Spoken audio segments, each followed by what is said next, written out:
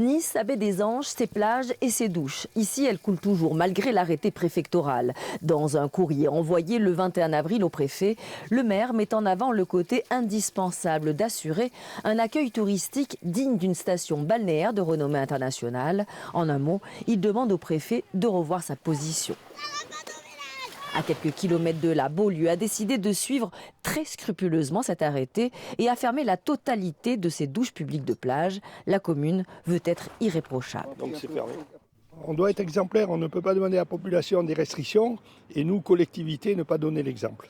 Et on voyait des situations où ça coulait toute la journée. Voilà. On lavait même les animaux, on lavait les paddles, etc., etc.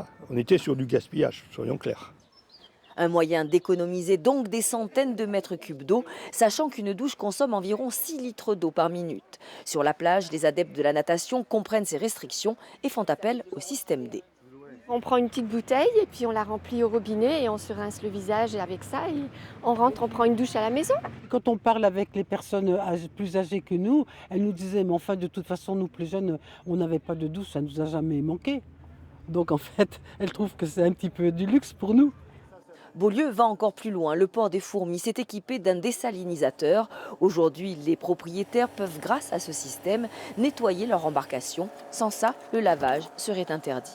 Les propriétaires de bateaux passent à la capitainerie, réservent un créneau horaire, ils se mettent à leur poste, on leur amène le Karcher, les 30 litres d'eau, à eux de travailler sur leur bateau uniquement en rinçage. Ici, tous acceptent de perdre un peu de confort au profit de l'intérêt général. Tout le monde doit faire des efforts et ça commence par là.